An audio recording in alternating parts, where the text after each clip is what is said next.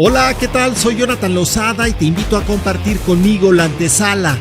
¿Cómo se reconfigura México en la renovación de la silla presidencial? Analicemos los hechos, los personajes y las circunstancias que van dando forma a este momento. Esto es La Antesala, el podcast. Hola, ¿cómo estás? Bienvenido, bienvenida a La Antesala este lunes 26 de enero de 2026. Te saludo desde Máxima 96.9 y Máxima 97.9. Pues ya estamos en arranque de semana este lunes 26 de enero con toda la información, con las noticias más relevantes en el día para Chiapas, México y el mundo. Pues como todos sabemos, la Copa Mundial FIFA 2026 se llevará a cabo del 11 de junio al 19 de julio de este año y será históricamente organizada por 3 países, México, por supuesto, Estados Unidos y Canadá, siendo la primera vez que el torneo se realiza en 3 naciones simultáneamente. México no solo será la sede, sino que además tendrá el honor de inaugurar el evento en el Estadio Azteca y participar como coanfitrión en varias sedes más. En este marco, la presidenta de México, Claudia Sheinbaum Pardo, presentó hoy el programa Un Mundial Social, que es una estrategia para que la fiesta del fútbol se extienda más allá de los estadios hacia las plazas públicas, las escuelas y comunidades, con actividades culturales, deportivas y sociales que involucren a toda la población. Esto es parte, pues, de lo que se ha llamado el Mundial Social 2026.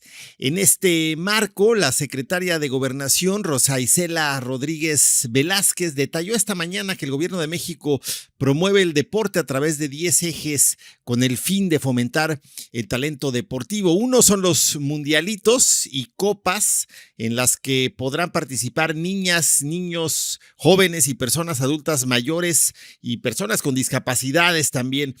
2, la implementación de la estrategia Vive Saludable, Juega Feliz.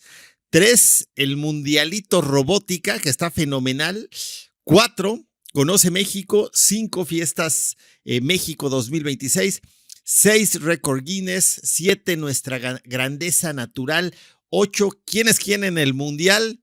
9, Murales y Arte Urbano. Y número 10, la recuperación de los espacios públicos. Esta mañana también en la conferencia matutina, estuvo presente la coordinadora de los trabajos del gobierno federal para el Mundial 2026, Gabriela Cuevas Barrón, quien destacó que el objetivo del Mundial Social 2026 es poner a las mexicanas y mexicanos al centro de los trabajos de la Copa del Mundo para llevar el fútbol a los 32 estados, como hemos dicho, y que el talento pues encuentre oportunidades. Para ello, dijo, en los torneos se buscará que asistan visores y reclutadores de equipos especializados. Es toda una estrategia que, como su nombre lo dice, pues acerca al Mundial a todos, hace que este ambiente festivo, esta algarabía, esta festividad, pues se extienda más allá de los estadios, más allá de cuando lo podemos ver quizá en la televisión y se realicen actividades deportivas, culturales y artísticas en todo el país, justo en el periodo donde va a tener lugar el Mundial, la Copa FIFA 2026. Y esto pues está alineado también a esta estrategia de atención a las causas, de brindar a los jóvenes, a las y los jóvenes, a las y los niños de México, pues alternativas de deporte, alternativas de actividades que estén fuera pues de la escuela, fuera de las obligaciones y que permitan estar alejados pues del llamado de las adicciones o el llamado de actividades ilícitas y más bien estén enfocadas en hacer ejercicio, en convivir en comunidad, en convivir todos juntos. El secretario de Educación Pública, Mario Delgado Carrillo, también estuvo en la conferencia de hoy y él convocó a participar en la Copa Escolar, cuyas inscripciones, dijo, serán a partir del 2 de febrero, o sea, ya la siguiente semana, y en la que podrán participar estudiantes de primaria de 9 a 12 años con equipos de 5 integrantes, al igual que alumnos de secundaria de 13 a 15 años, mientras que para bachillerato, dijo, serán de 15 a 18 años en modalidad de equipos de 11 jugadores. Mario Delgado explicó que de febrero a marzo de este año Se realizarán las competencias en las escuelas, en abril será la etapa nacional y en mayo los finalistas jugarán el 6 de junio en el Estadio Olímpico de la Ciudad Universitaria. Pues buenísimo, ¿no? Una competición, una competencia hecha pues para todo el país, con además esta posibilidad de terminar en pues en el torneo final en este Estadio Olímpico de Ciudad Universitaria. También estuvo hoy el director de CONADE, Rommel Pacheco Marrufo, quien destacó que el Mundial Social 2026 se trata de la cantera de fútbol más grande que contempla 6 copas. La Copa Escolar, en la que se estima participen 22 millones de estudiantes. Bueno, se quiere que participen esa cantidad de estudiantes, 22 millones de estudiantes. ¿Cuántos 22 millones de estudiantes? Una quinta, una sexta parte de lo que es la población total de nuestro país. A ver, hagamos las cuentas. Esto en 125,000 equipos de 25,000 escuelas en todo el país. La Copa CONADE, en la que se proyecta la participación de 10,500 equipos con 200,000 jugadores de 13, 14 y 15 años. La Copa Paralímpica, una copa incluyente, y la Copa Barrio, la Copa Edad de Oro, por supuesto, para los adultos mayores, y la Copa Trabajadores. Todo México convocado para ser parte de este Mundial Social, justo en el periodo en que tendrá lugar el Mundial, la Copa FIFA 2026.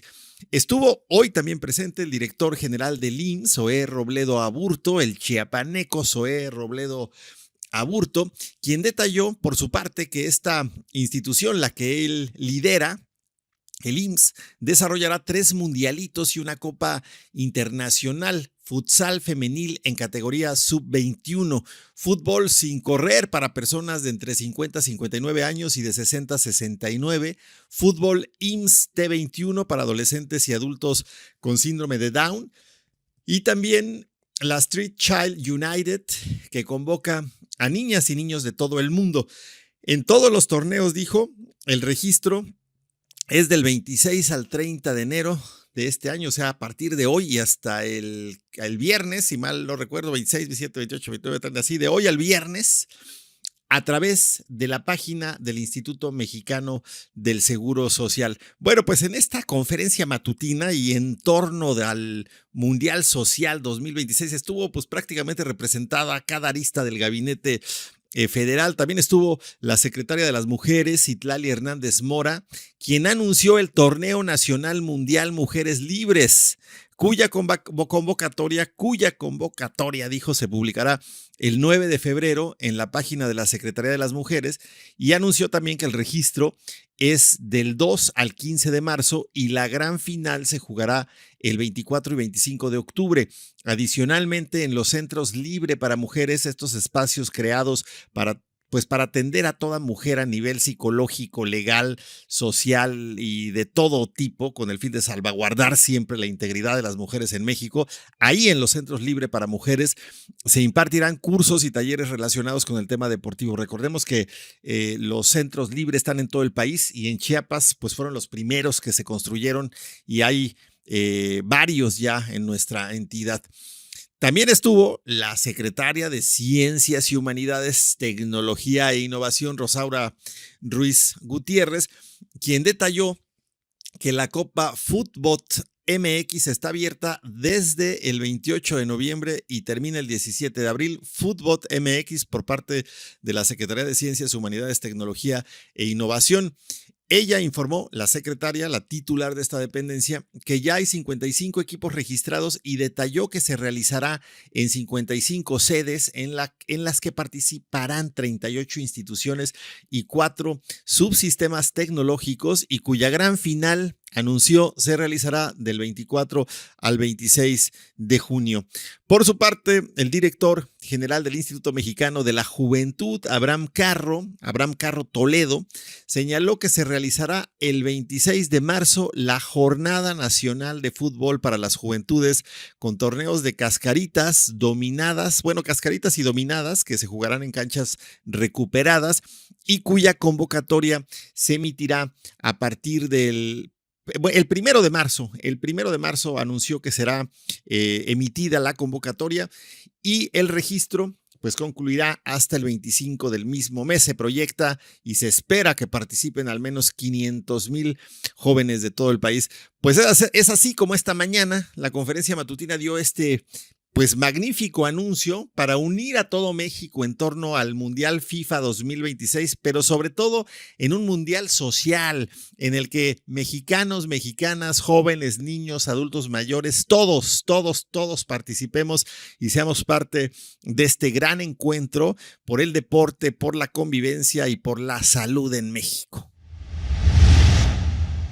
Y justo esta mañana en la conferencia de hoy, empezó la presidenta Claudia Sheinbaum con nos dio a conocer que ante la creciente demanda, sobre todo de jóvenes, hombres y mujeres, de las y los jóvenes de México, por asistir a los conciertos de BTS o BTS en México, pues se envió una carta, la misma presidenta envió ella directamente una carta al primer ministro de Corea del Sur, pues país de originario de este grupo BTS o BTS, para solicitar su apoyo, el apoyo del presidente de Corea del Sur. La presidenta Claudia Sheinbaum se refirió en un primer momento como primer ministro, luego lo aclaró que es presidente, y justo esta carta para solicitar su apoyo con el objetivo de que esta banda surcoreana abra más presentaciones en México. Pues qué buena onda,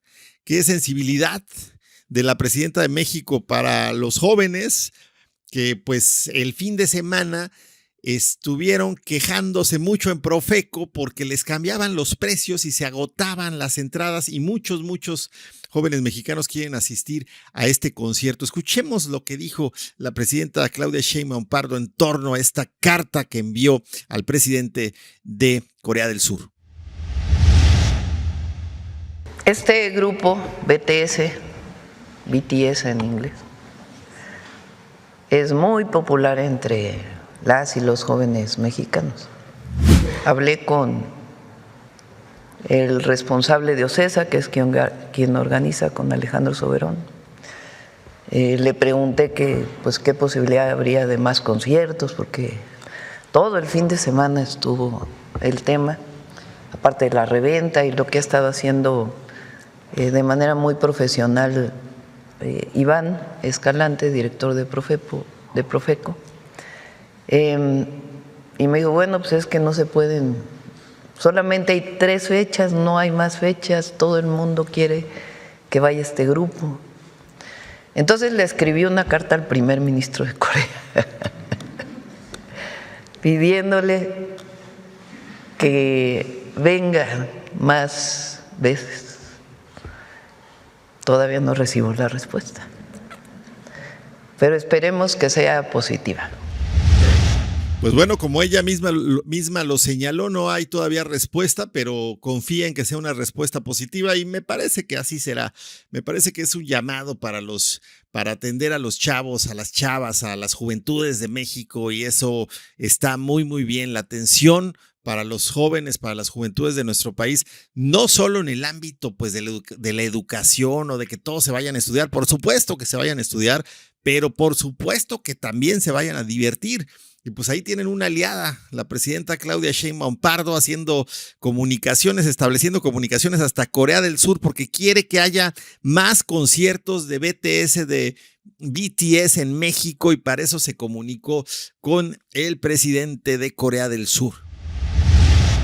Y en el marco de la misma conferencia de hoy, pues algo que esperábamos mucho será noticias sobre qué ha pasado con Grupo Salinas. ¿Finalmente se decidieron a pagar o no?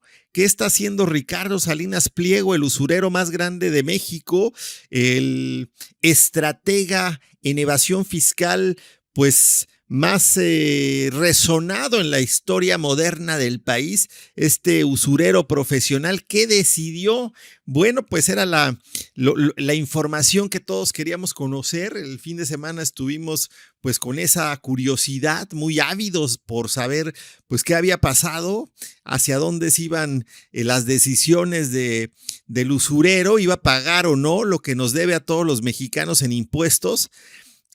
Y bueno, sí, la presidenta fue cuestionada al respecto esta mañana, también en este marco de la conferencia a la que nos estamos refiriendo, y confirmó que representantes de Grupo Salinas, propiedad del usurero, sostuvieron el jueves pasado un primer acercamiento con el Servicio de Administración Tributaria, el SAT, para manifestar su disposición a cubrir un acuerdo fiscal que, como hemos documentado en este espacio, asciende a 51,000 millones de pesos, correspondiente a distintos ejercicios fiscales que vienen desde el año 2008, en el que este desgraciado decidió dejar de pagar casi tres sexenios de descaro. Bueno, en esta conferencia matutina, la mandataria mexicana explicó que a partir de ese contacto que tuvieron los representantes de Grupo Salinas con el SAT, se abrió un periodo para definir los términos en los que se realizará el pago. Es un proceso que podría quedar delimitado en el transcurso de esta semana. La presidenta de México subrayó que no se trata de mesas de negociación, no se está negociando nada, sino de espacios técnicos para revisar los alcances de las reducciones previstas en la ley. Siempre sucede así, que cuando alguien tiene adeudos con el SAT, tienen la posibilidad de acceder a un descuento. No es una negociación de, vamos a ver si te puedo pagar menos. No, o sea, por ley hay ahí una serie de estipulaciones, de normas que dicen que si el deudor o el contribuyente se acerca con el fin de pagar en determinado plazo, se pueden hacer determinadas deducciones, que seguramente es lo que está buscando Grupo Salinas. Escuchemos cómo lo dijo la presidenta de México esta mañana. Y ellos se presentaron el jueves al sistema de administración tributario, plantearon su deseo de pagar. Y están en este momento en mesas, no de negociación, porque no es negociación, sino del alcance de las disminuciones relacionadas con la ley. La mandataria mexicana explicó, al expresar formalmente su intención de pago, Grupo Salinas puede acceder a diversos beneficios previstos en la legislación fiscal, los cuales, dijo, serán dados a conocer por el mismo SAT en su momento. De acuerdo con la autoridad tributaria, estos ajustes podrían representar una reducción, se estima, de hasta un 39% del monto total, dependiendo de los supuestos que se acrediten. La presidenta detalló que los adeudos derivan de resoluciones administrativas emitidas entre 2013 y 2016 relacionadas con el impuesto sobre la renta correspondiente a los ejercicios de 2008 a 2013, posteriormente entre 2013 y 2023, una década. Y el Tribunal Federal de Justicia Administrativa confirmó que dichas resoluciones entre 2024 y 2025, los tribunales colegiados del Poder Judicial de la Federación ratificaron también las sentencias. Finalmente, la mandataria mexicana destacó que en 2025 la Suprema Corte de Justicia de la Nación confirmó de manera definitiva estas resoluciones, por lo que a partir de enero de 2026, de este mes que corre, el SAT está en condiciones de requerir el pago de los 51,000 millones de pesos conforme a lo establecido en el Código Fiscal de la Federación. Y en el mismo marco, a pregunta respondida, la presidenta Claudia Sheinbaum afirmó que en territorio mexicano no participan agentes de Estados Unidos en detenciones ni en acciones operativas contra presuntos criminales, y subrayó que su gobierno no autoriza ese tipo de intervenciones. La mandataria señaló que esta postura ha sido comunicada de manera directa al presidente estadounidense Donald Trump en las conversaciones telefónicas que ambos han sostenido como parte de la relación bilateral en materia de seguridad. Y esto luego de que, recordemos, la semana que precedió, se entregó a la justicia pues un narcotraficante, una persona vinculada con el narco, un canadiense de apellido Wedding, que había sido pues jugador de los Juegos Olímpicos y al final terminó siendo parte de los grupos del crimen organizado. Y bueno, ¿qué pasó? Los comentócratas de México, los voceros del prianismo, que están en muchas televisoras o en varias televisoras, en varios medios de comunicación radiofónicos y periódicos también, ¿cómo se llaman? Opinólogos, comentócratas, alineados al conservadurismo, pues dijeron que esto había sido porque ya Estados Unidos estaba interviniendo en México. O sea, no esperan a que suceda algo cuando ya están inventando y tratando de confundir al mexicano. Aquí la presidenta de México se refirió a las declaraciones del director del Buró Federal de Investigación, el FBI, Kash Patel, quien aseguró que la detención del canadiense Ryan Wedding, del que les he hablado, que por cierto era uno de los 10 más buscados por el FBI, derivó en un operativo conjunto.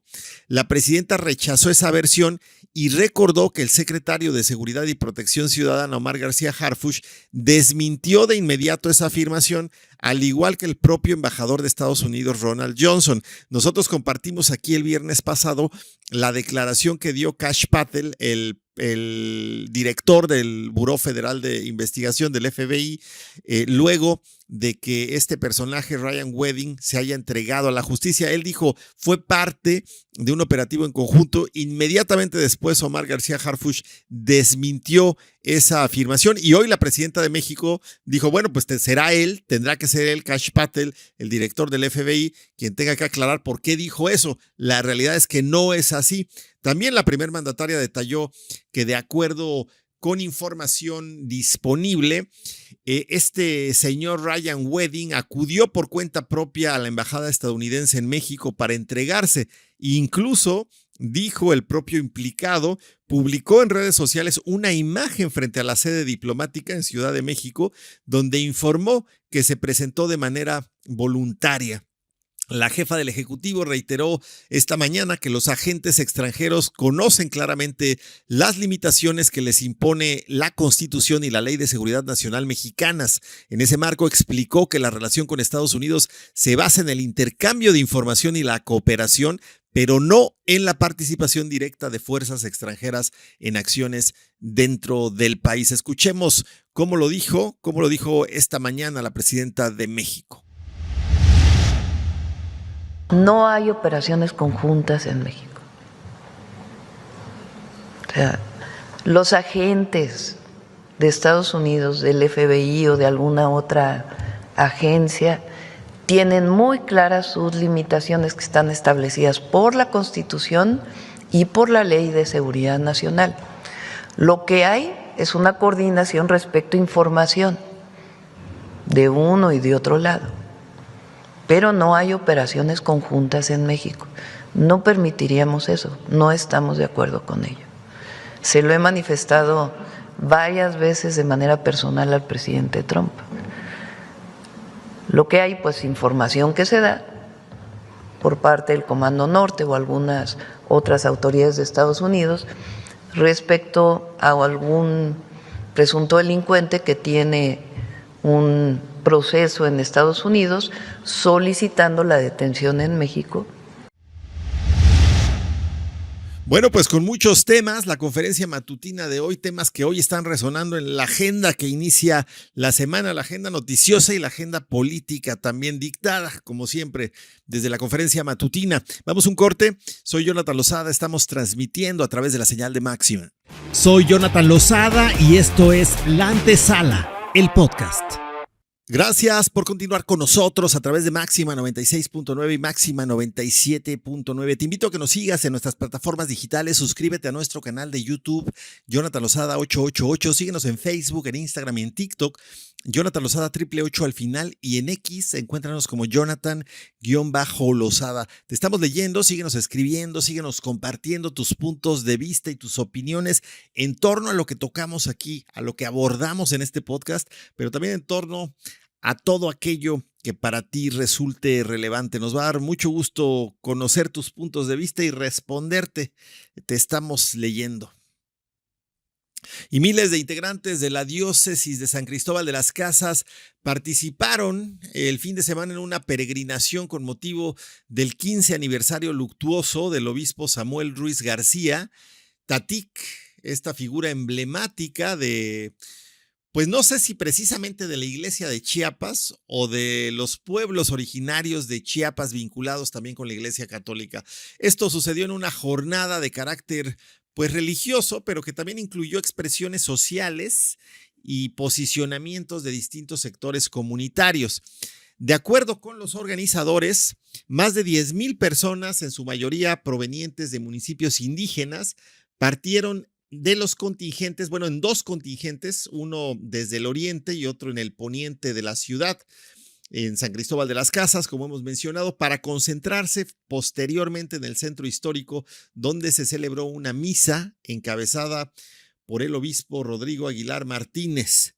Durante el recorrido, algunos grupos manifestaron su preocupación por problemáticas que ellos consideran vigentes en sus comunidades, entre ellas la violencia del crimen organizado, el desplazamiento forzado y la necesidad de fortalecer el respeto a los derechos de los pueblos originarios, así como protección de sus territorios, dijeron.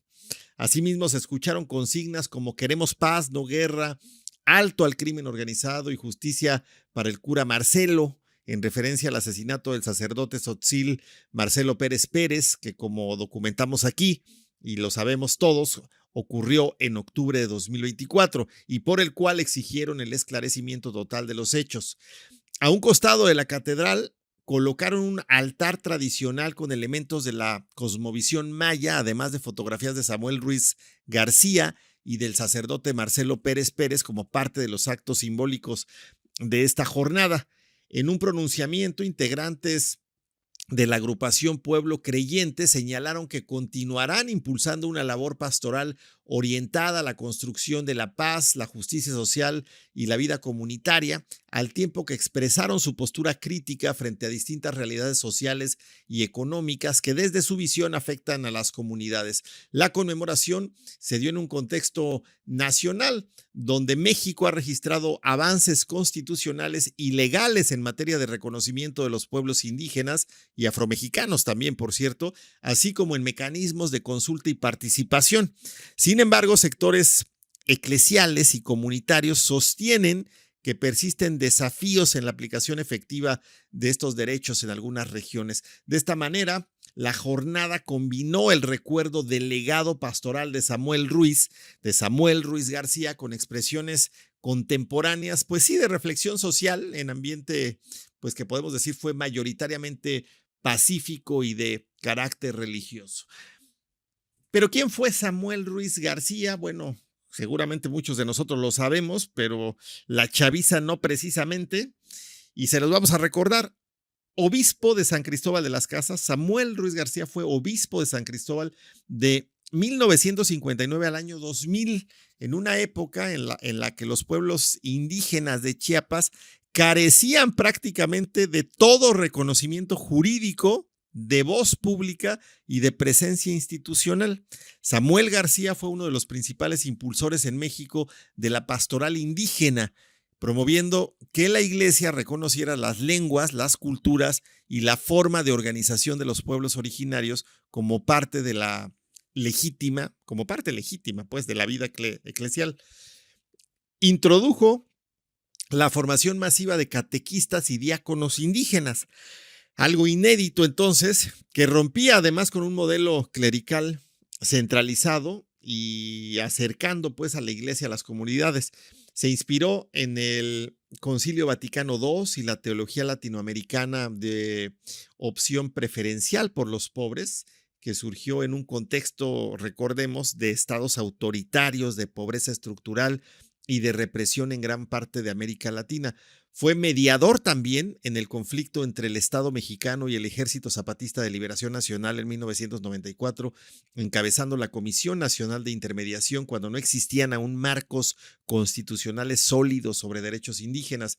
Su figura, pues, se volvió emblemática porque alzó la voz cuando el Estado no lo hacía y porque defendió a comunidades que en ese momento histórico no tenían instrumentos jurídicos efectivos para hacerlo por sí mismas. Samuel Ruiz actuó en un México previo al reconocimiento constitucional de la diversidad cultural, previo a la consulta indígena como obligación y previo a la existencia de instituciones especializadas como el Instituto Nacional de los Pueblos Indígenas. En otras palabras, Samuel Ruiz fue precursor y tiene relevancia, una relevancia que pues recae en el hecho de haber abierto un camino en un contexto de abandono, no en un escenario institucional como el que se vive actualmente.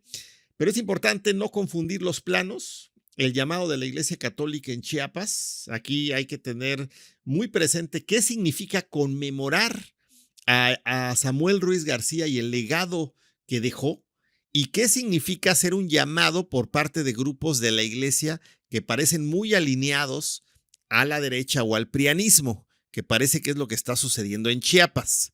Aquí un llamado también a la iglesia a que actúe con responsabilidad y no con sesgo. Reconocer el legado de Samuel Ruiz no implica trasladar mecánicamente su discurso a un México distinto, que hoy tiene reformas constitucionales, instituciones especializadas y políticas públicas dirigidas a pueblos indígenas. Hoy los pueblos originarios ya no son sujetos pasivos, como sucedía en esa época, como sucedió durante todo el periodo neoliberal. Hoy son sujetos de derecho público reconocidos por la Constitución, con personalidad jurídica y con mecanismos formales de interlocución con el Estado. ¿Qué pasaba anteriormente? Los pueblos originarios se definían constitucionalmente, ¿no?, como sujetos de interés público, o sea, que nos pueden llegar a interesar. Así se definía en la Constitución. Eso se cambió recientemente, se cambió en esta administración. Hoy los pueblos originarios son sujetos dignos de derecho, que es muy diferente.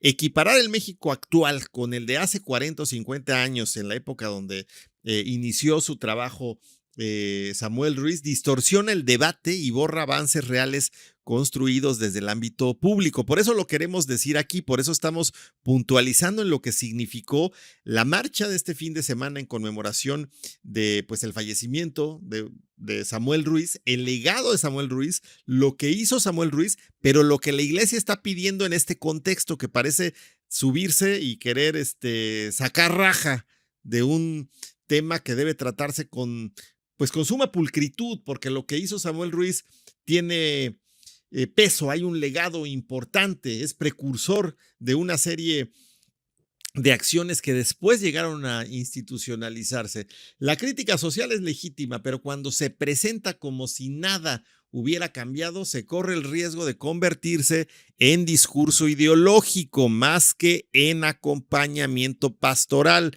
Por eso aquí, llamado a la Iglesia Católica en Chiapas, hay que actuar con responsabilidad, señor arzobispo, señores obispos. La iglesia que heredó Samuel Ruiz se distinguía por caminar con la gente, no por colocarse sistemáticamente como oposición política, como hoy lo está haciendo la Iglesia Católica en Chiapas y en algunos otros lugares de México, a pesar de que el Papa tiene una vocación, óiganlo bien, una vocación de lucha por los más pobres, contrario a lo que pasa en Chiapas y en México a nivel de Iglesia Católica. La iglesia que heredó Samuel Ruiz se distinguía por caminar con la gente, dijimos, y no por colocarse sistemáticamente como oposición política y bajo los reflectores mediáticos. Por eso convertir la conmemoración de un obispo en plataforma de confrontación permanente, pues desdibuja completamente el sentido espiritual y comunitario de su legado. En el actual contexto de violencia que se vive en algunos lugares o que pueden desatarse momentáneamente en algunos lugares, en Chiapas se avanzó mucho. El Chiapas de hoy es un Chiapas pacificado y sin embargo, como en todo el mundo, pues siguen habiendo grupos de violencia. Bueno, eso es algo, ¿no? Eso es un hecho que sucede, que ahí está, que tiene, pues es parte de una realidad, la violencia que se genera también por el crimen organizado, pero la prioridad ética debería ser la construcción de la paz, no la polarización política. Entonces el llamado es a que la iglesia en Chiapas, la iglesia católica en Chiapas, acompañe, dialogue y contribuya sin sustituir el análisis por consignas ni confundir pastoral con activismo partidizado. Defender a los pueblos indígenas hoy también implica reconocer los avances logrados y exigir que se cumplan, no negar su existencia. Y lo decimos así porque hay avances muy claros y cuando vemos este tipo de expresiones que son en algunas ocasiones tomadas por varios medios de comunicación y que se presentan con determinado sesgo, pues confunde, ¿no?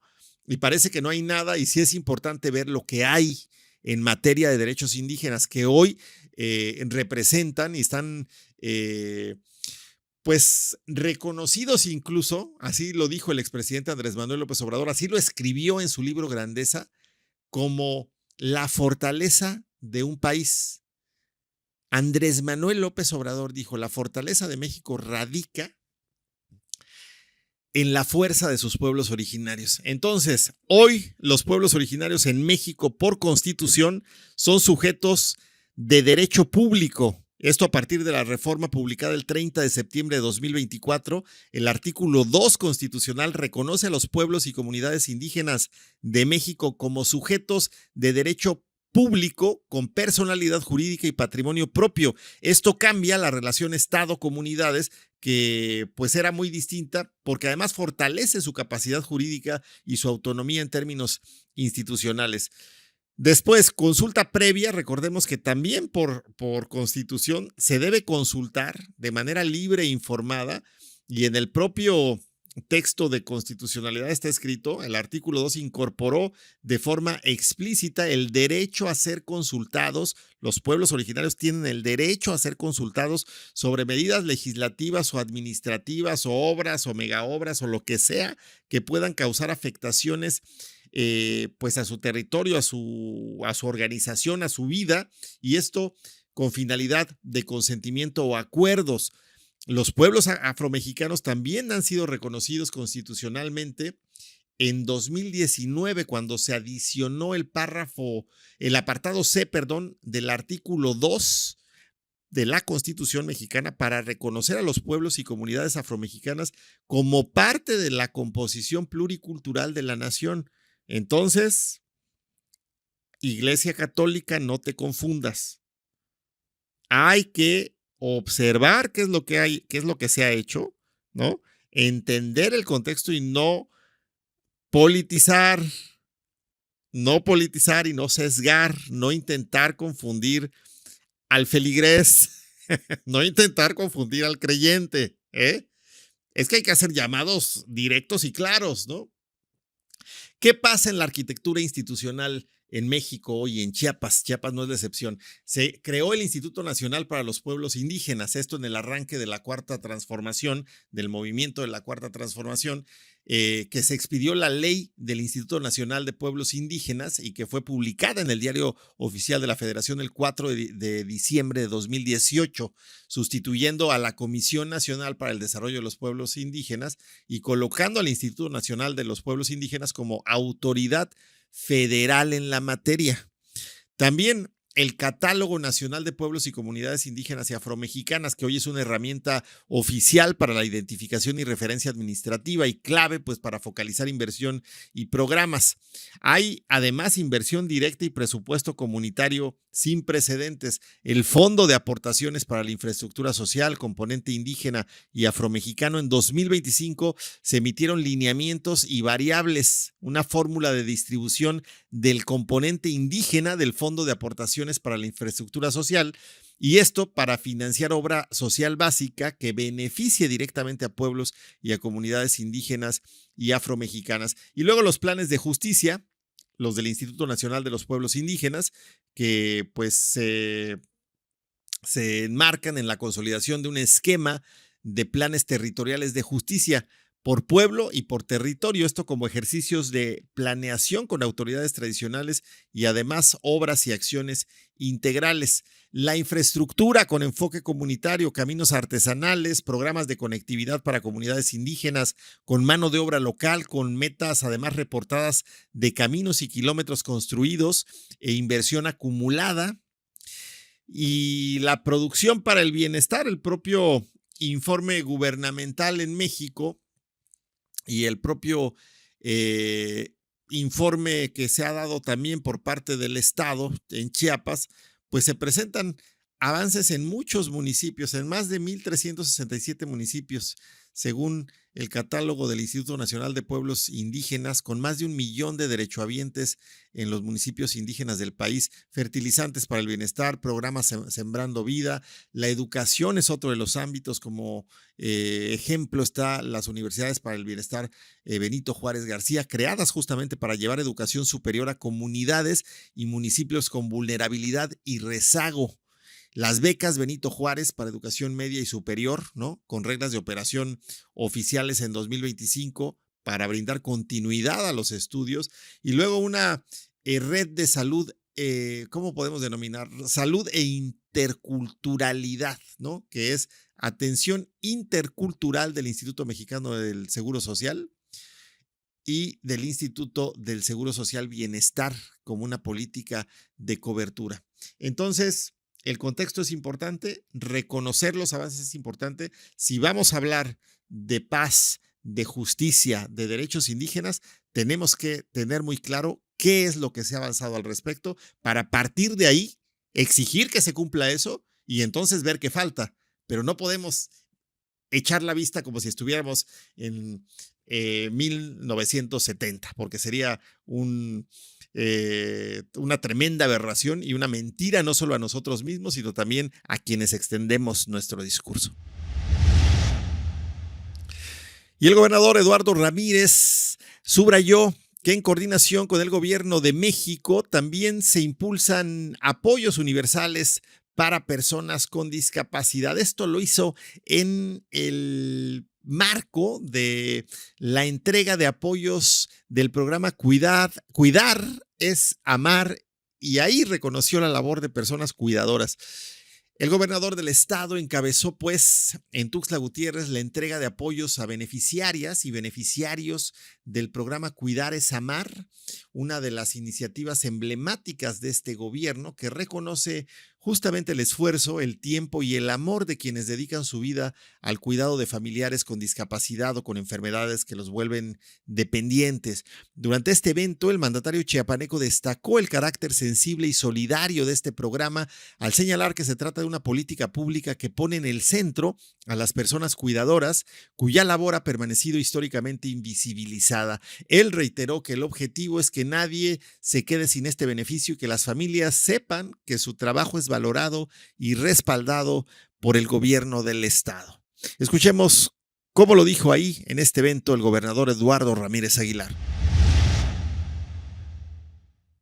Hoy quiero hacer un reconocimiento al trabajo de ustedes, porque este programa es uno de los más emblemáticos, más humanos, el que tiene la responsabilidad de cuidar a una persona que no puede ser independiente por alguna discapacidad, porque no quiero que nadie se quede sin este beneficio de Cuidar es Amar. Queremos que nos recuerden por qué este programa se hizo posible, porque lo hicieron posible ustedes. Cuidar es amar, y claro que amamos todos.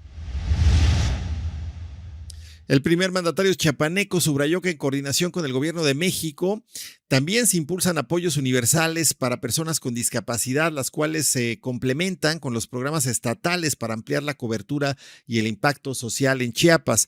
Por su parte, el secretario del Humanismo, Paco Chacón, informó que concluyó la primera etapa del programa Cuidar es Amar, cuyo propósito es contribuir a mejorar la calidad de vida de personas cuidadoras en situación de vulnerabilidad mediante la entrega de apoyos económicos. Asimismo, señaló que esta labor implica sacrificios personales y familiares, por lo que recordó la visión del gobernador de priorizar este tipo de acciones. Y en Tuxtla Gutiérrez, el presidente municipal Ángel Torres, junto con el secretario de Protección Civil Municipal Eder Mancilla, dio seguimiento a los trabajos de desasolve del río Sabinal y sus afluentes, acciones preventivas que se fortalecen previo a la temporada de lluvias. Al explicar que con estas acciones se reducen riesgos de inundaciones y de afectaciones a la población, además de proteger el patrimonio y la integridad de las familias tuxtlecas, el alcalde capitalino reiteró que el gobierno municipal refrenda el compromiso de trabajar de manera permanente por una ciudad más segura y resiliente. En ese marco, Ángel Torres reconoció el gran trabajo que realizan las y los trabajadores de Protección Civil Municipal y de las distintas áreas del ayuntamiento, quienes todos los días, dijo, contribuyen a la seguridad y al bienestar de Tuxtla Gutiérrez. Bueno, hemos llegado al final de esta emisión de lunes, de inicio de semana, lunes 26 de enero de 2026, con mucha información interesante que nos deja ahí muchos temas para reflexionar y temas para conversar. Yo te invito a que siempre estos temas, los temas de la política, de la vida pública de nuestro país y nuestro estado, los comentemos en la mesa con los amigos, con la familia. Intercambiemos puntos de vista, hagamos que el diálogo sea frecuente, que cada día seamos más quienes estemos conscientes de lo que pasa en México, en Chiapas y en el mundo para la mejor toma de decisiones. No te olvides de seguirnos en nuestras plataformas digitales. Jonathan Lozada 888 en YouTube, en Facebook, en Instagram, en TikTok y en X, Jonathan-Lozada. Y no te olvides tampoco de visitar el sitio web de este proyecto informativo, www.jonathanlozadaenlared.com. Yo me despido, te deseo un excelente inicio de semana y nos escuchamos mañana en punto de las 2 de la tarde aquí a través de la señal de Máxima. Soy Jonathan Lozada y esto fue La Antesala, el podcast.